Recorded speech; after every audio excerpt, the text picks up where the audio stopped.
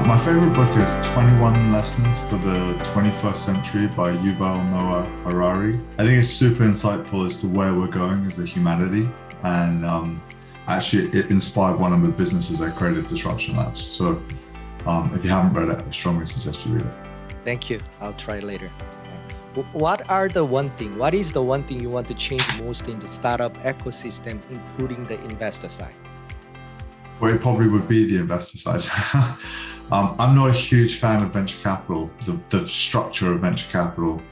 I think the system is heavily weighted towards the financier and not to the entrepreneur. How do you prioritize when dealing with the multiple tasks at the same time?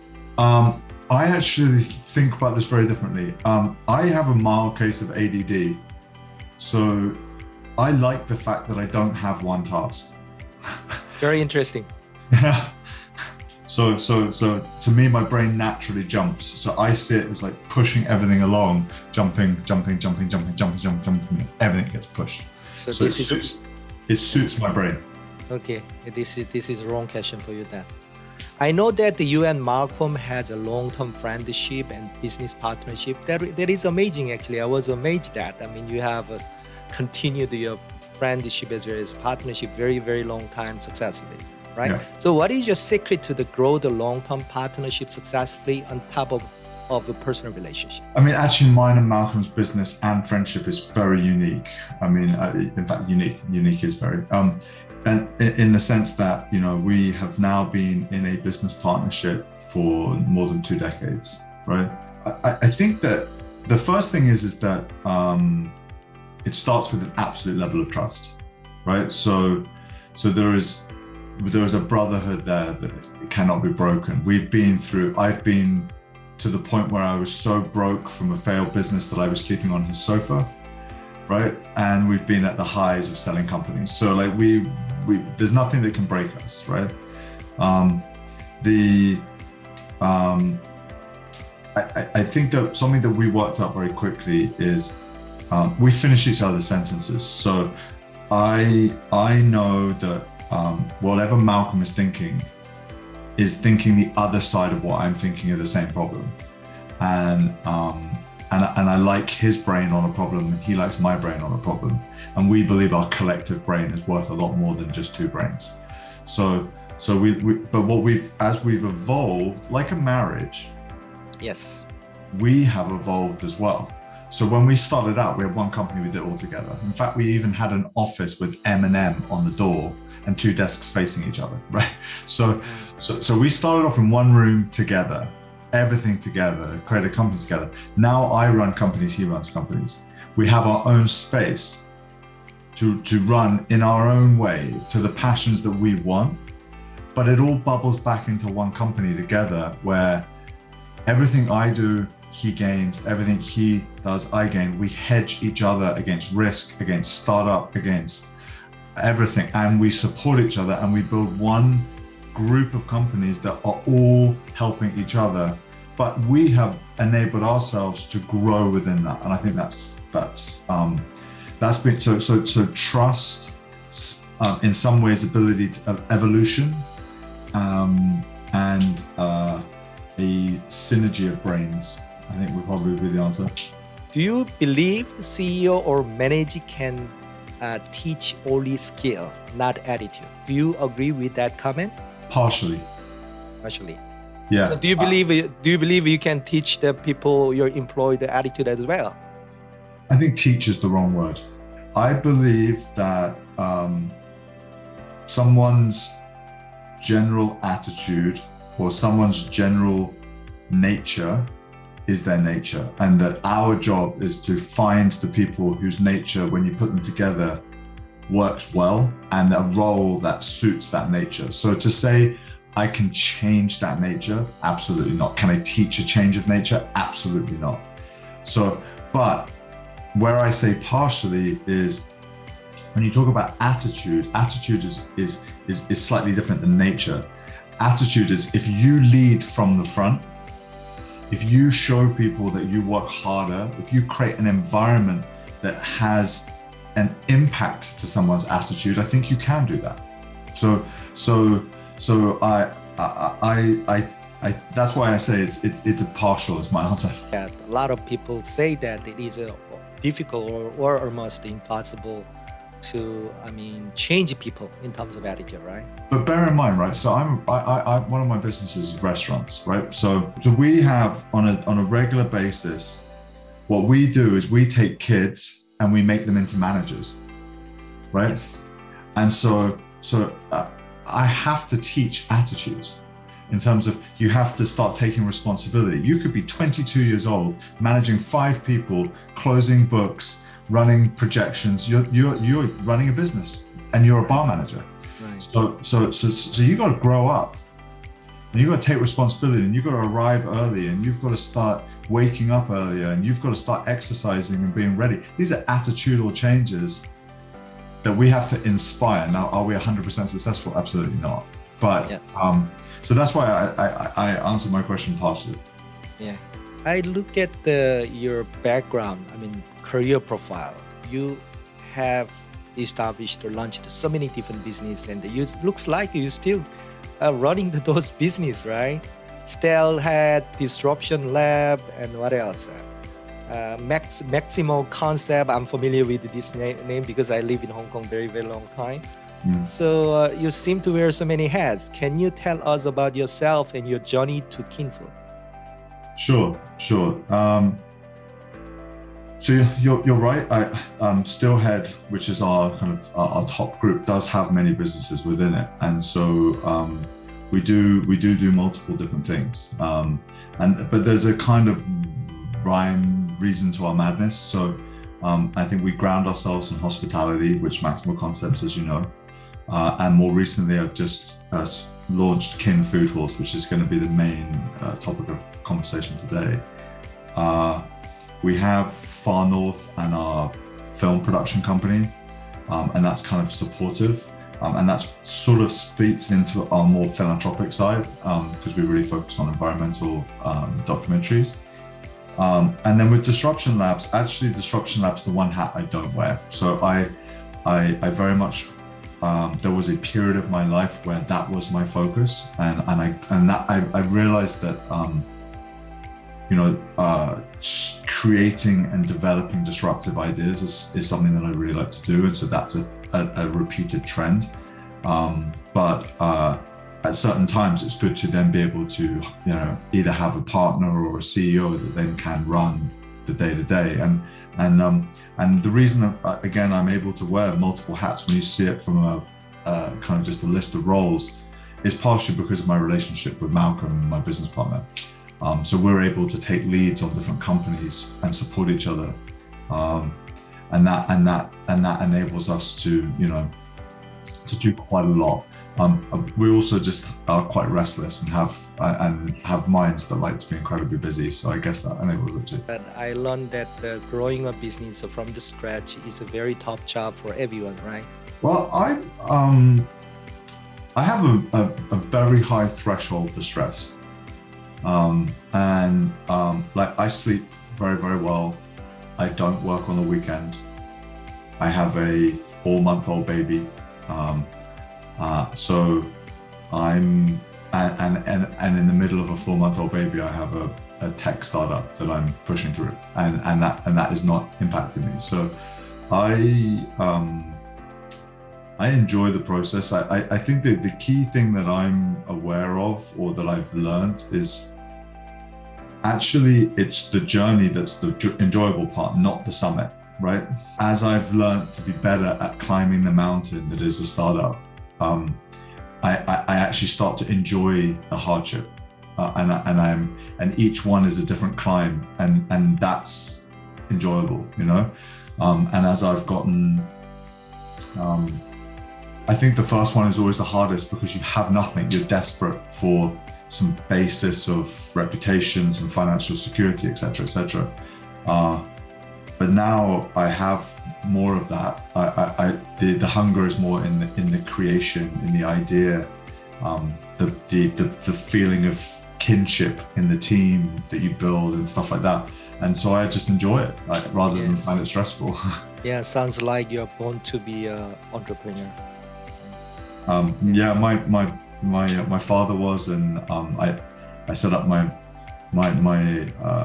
first company that I set up at school, which was like a young enterprise, was the most successful one they had, adding up all the previous companies put together. So I definitely had a very business relationship with my dad in terms of I understood what he did. He engaged me in commerce and entrepreneurship as a teenager, and it was natural for me. Yeah. Got it. How did you come up with an idea founding the KIN Food? What was the aha moment with your co-founder? So there's a few moments in that. So I've been playing and created a number of business cases for the role of technology in food. And I've built apps for other people that I've consulted for. So I've been into Silicon Valley, I've applied technology into the space. I've been learning how to do that for the last 5 years. And I've been adamant that there was huge opportunity in the food and beverage industry for technology. Just the simple fact that nothing speaks to itself in a restaurant tells you how much there is to go for technology in the food and beverage industry. So I've been hovering around technology for some time. I was thinking a lot about the franchise business model for some time, and we actually started this whole business case thinking about creating the Netflix of food. So that was, and we had a space in London where we were developing that pre-COVID. And the concept there is the franchise model can evolve, right? Like the franchise model is a DVD, right? Like it's the whole package. And why can't we stream one song, right? Why can't we pick one recipe? This was bubbling there. Technology was bubbling actually in a different environment for other parties, for other people really thinking about this. There's some massive opportunity for technology. We've been franchising restaurants for a decade. I can see the opportunity there. And then when COVID came, and it forced more creativity than, because really the industry changed overnight in terms of the consumer behavior to using mobile, to the massive increase in food for delivery and food for convenience. And the reality was very clear, it's not going to come back, right? And then undercurrent running behind all of that thinking was a 5-year journey of environmental documentary on climate change, and realizing I shouldn't do anything if I can't change the way we eat, because my daughter will not get, I have a world that I need, that needs to get back to eating healthy food and not eating food that travels 2,000 kilometers on average, and not eating food that is, using chemicals to bring something that was unripe when it was picked and put back in, on a ship and then re-ripens. We need to get out of this industrial food complex, and we need to fundamentally address climate change. And anything I do that isn't trying to address that problem is probably a waste of my time. So KIN is the combination, and that's a long answer to a short question, but it was the combination of that mission. We have to change the way we eat.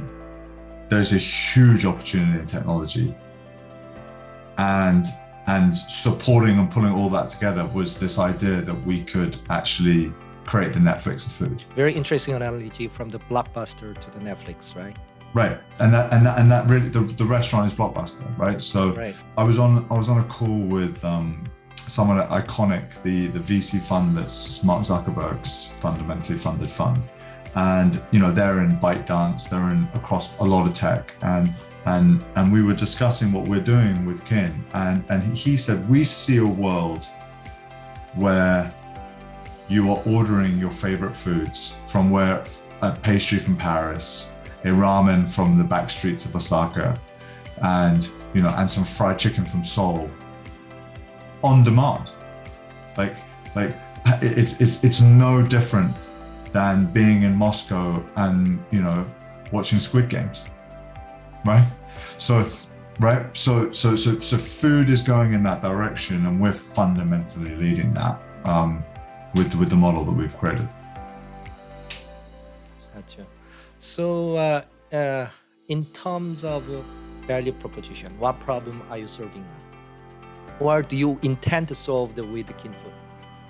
The problem we're solving is that we are going to change the way we eat. Quite simply, I mean, if the vision that I'm going to execute will put kin in every major city center, in every major mixed-use development of grade A office, will have a kin, and you will order from kin, which will be the food platform of choice for food within close proximity and smart food ecosystems, all through major city centers, any vertical population. The recipes and the ingredients from our recipe cloud will adapt to every single building in line with what that building wants. But the big difference is every building will be using regenerative ingredients, local ingredients. It will be delivered without carbon. It will be delivered without packaging. And so we will literally change the way each district by district, eats and moves them away from the industrial food complex and into healthy, local, regenerative ingredients. That's the mission. The process to do that is the technology. Gotcha. On the high level, I look at the description of a business. It sounds very interesting and exciting idea, but frankly speaking, because this is the app you're going to launch, I haven't seen the app yet, so I don't have a clear picture how it works step by step in terms of customer experience. I look at the word like individual menu chef, redefining franchise model, you already explained, delivery, AI, automation. What is it? What is your business model? Can you please explain how your business model works in step by step? Sure. Well, so can you see my screen? Yes. So I'm going to show you the technology before I explain to you the business model. The technology is the consumer side of the experience. So this is the app. Now the concept is that the current business model for food for convenience is a technology company sitting in front of the food and beverage industry, and so they spend a ton of VC, billions of dollars of VC capital to get in front of the industry and provide the ordering platform, the aggregator for the orders, and then they send that back to the restaurant industry. Yes. The problem with that business model is it's deeply inefficient. It is in essence sending an Uber for a Starbucks, right? Every day, non-stop. And that Starbucks has to be wrapped in plastic, wrapped in packaging, stuck on the back of a moped and delivered to wherever it is within the building and within the district. And it's so inefficient, they can now break cities only into districts, and you can only order from your small area around because it's too inefficient to do anything more than that.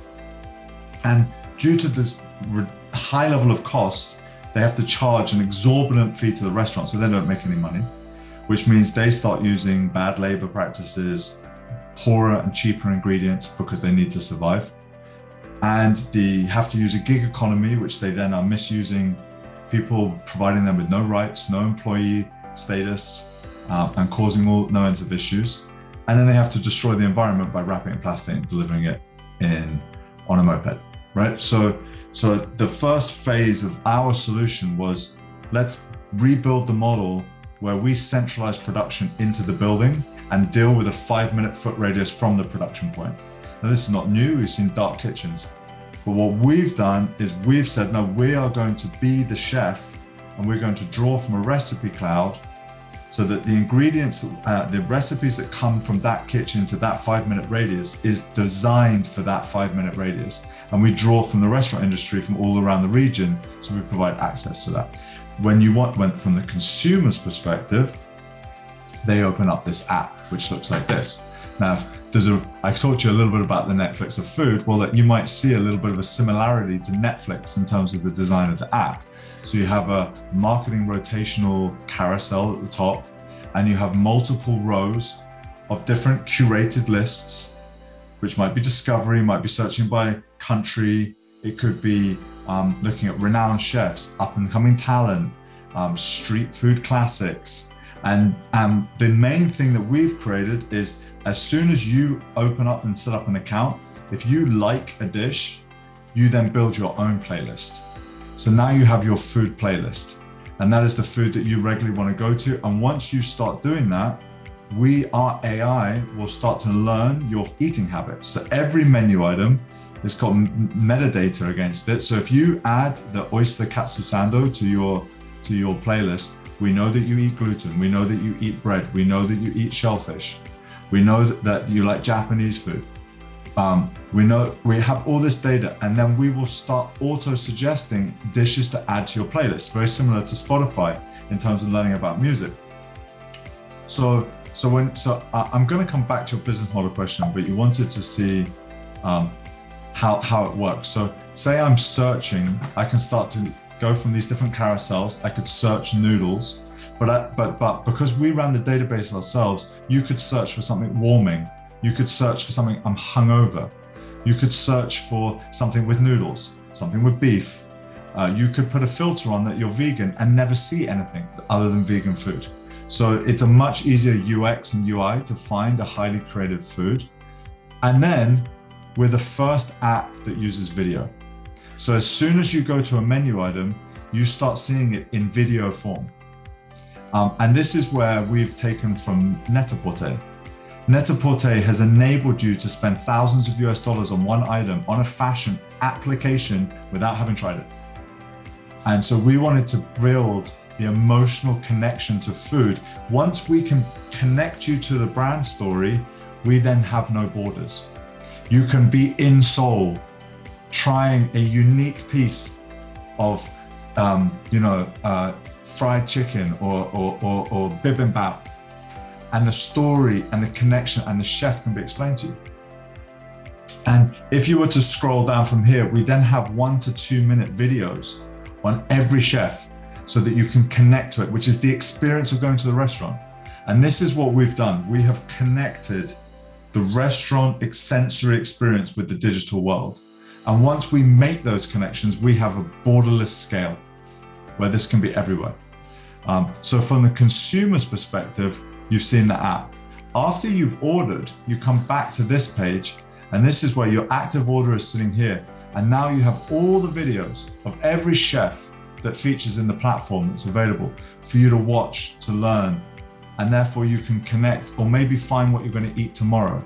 And you can pre-order 48 hours in advance. So you might just ordered lunch, watch a video, say, well, that looks great. You can pre-order it for tomorrow. So from the consumer's perspective, the app is dealing with some key pain points.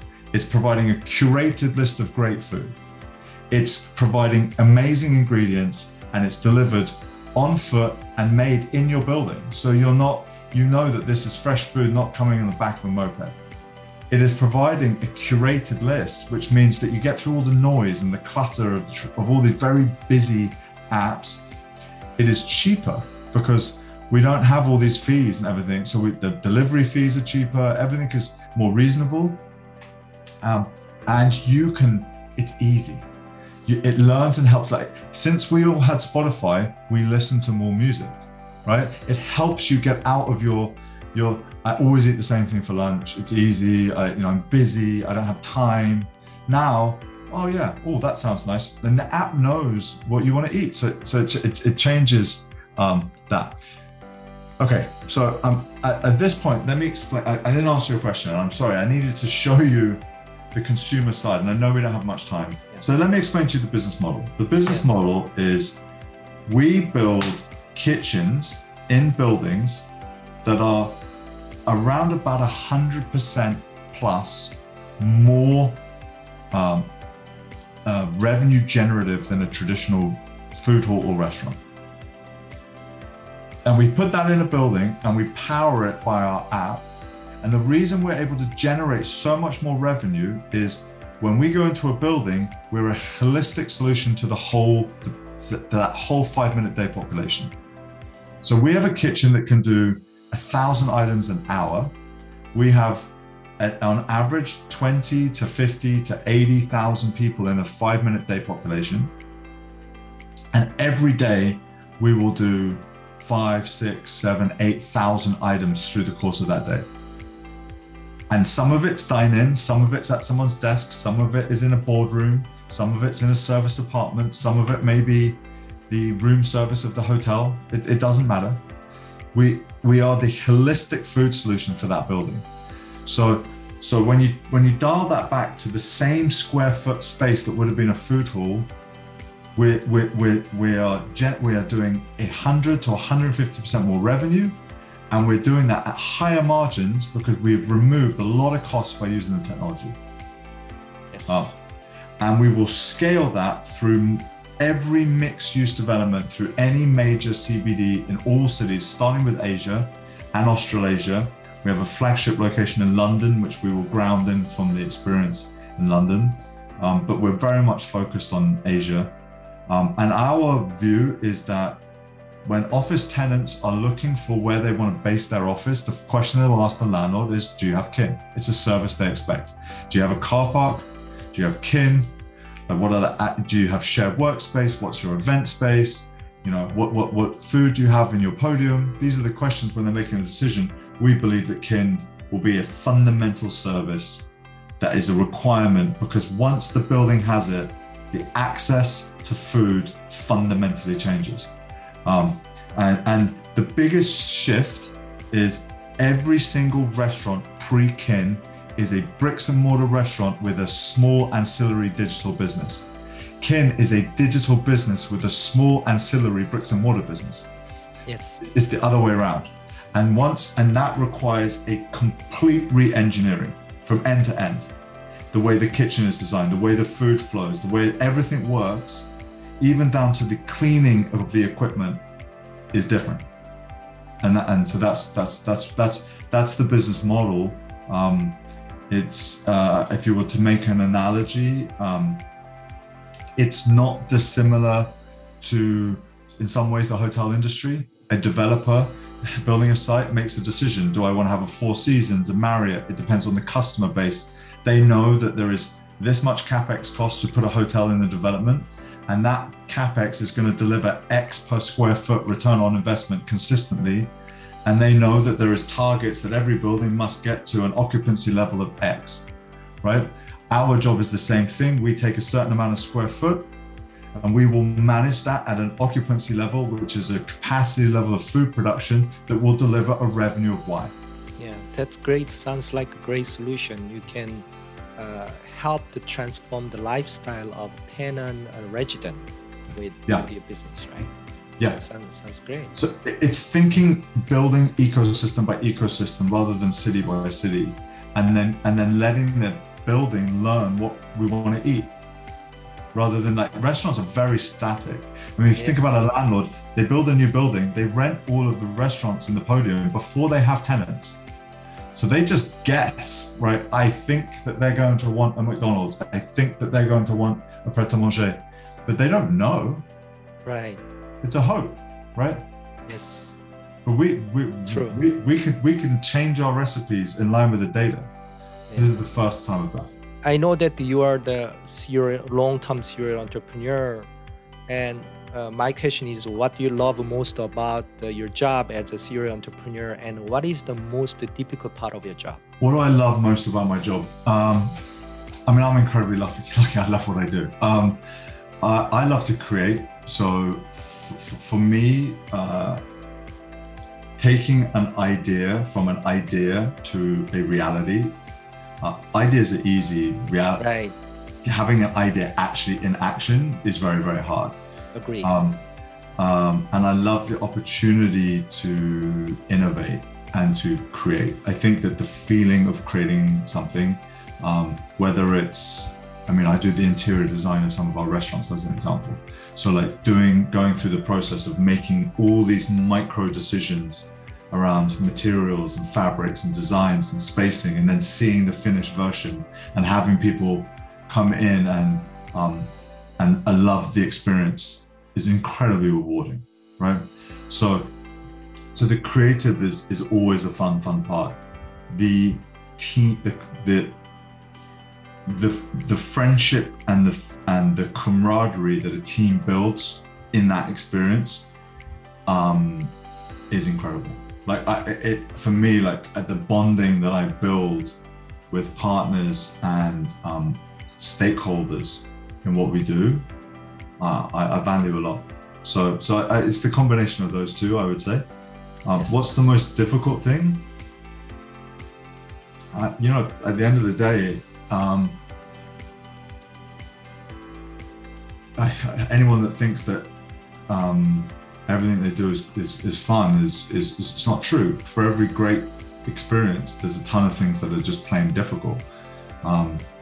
There's challenges. The buck stops with you. You know, like you know, we've been through 2 years of real hardship in the food and beverage industry, having to tell people that you're going to reduce their salary, or they can't work and they have to take non-paid leave, or you know, I've had moments where I've had to shut a company down, you know, and one of the worst days of my life, just 100 people coming through and explaining to them why you can't keep this business running anymore, you know, like, and that sits with you and it never leaves, right? So you take on a lot of responsibility. That is a pleasure and a burden all wrapped together, right? So some people good at is a strategy and then a long-term business plan, and then they are good at the bird's eye view from the 30,000 feet from in the sky. But the other people are good at the operation, day-to-day operation, helping, solving the problem, tens of hundreds of problems on the ground every day, right? But doing both together very well and then grow the business, probably that's a mission for the entrepreneur, which is very tough job. Yeah, I agree. Okay, let's finish today with your big picture. Next 5 years for you and the vision for the KIN Food. For me, the next 5 years is we're in big growth mode on the restaurant group. I mean, we have restaurants this year opening Dubai, Cebu in the Philippines, Bangkok. We've just opened Seoul, nearby you. And then behind that, we're looking at a massive US expansion, London. So from the restaurant industry perspective, we're accelerating on a global rollout. And if you talk about it on a 5-year basis, I think there's an exit in that 5 years. My main focus and my absolute focus is on KIN. For me, this is the combination of everything I've ever done put into one business. It rolls everything together. It's borderless. It has more scale than anything I've ever seen. It fundamentally actually is needed. We can really meaningfully make a difference if we can change the way we eat on a meaningful level. I don't have any other purpose. That's I think everything I've ever done is bringing me. So for the next 5 years, it's bringing KIN everywhere. That is my plan. It will be focused on the Asia region and Australasia as a primary focus, but that's all I want to do, that and spend as much time as I can with my daughter as she grows up. That's my next 5 years. Yeah, I hope to hear the more success story and development of the KIN Food going forward, and then I want to invite you again maybe in 1 or 2 years and hear about another interesting story. Well, the big part now is we opened, the pilot, we launched the MVP of the technology, the pilot. It all goes live on the 3rd of May. Okay. It's a big moment for us. And then once we have 3 months of clear data, we will be going and doing a pretty sizable Series A, and that will be the first step to that 5-year vision. Thank you so much for taking time to introduce the ambitious vision for the KIN Food and your entrepreneur journey. No, well, thank you for your time. I appreciate it. Thank you.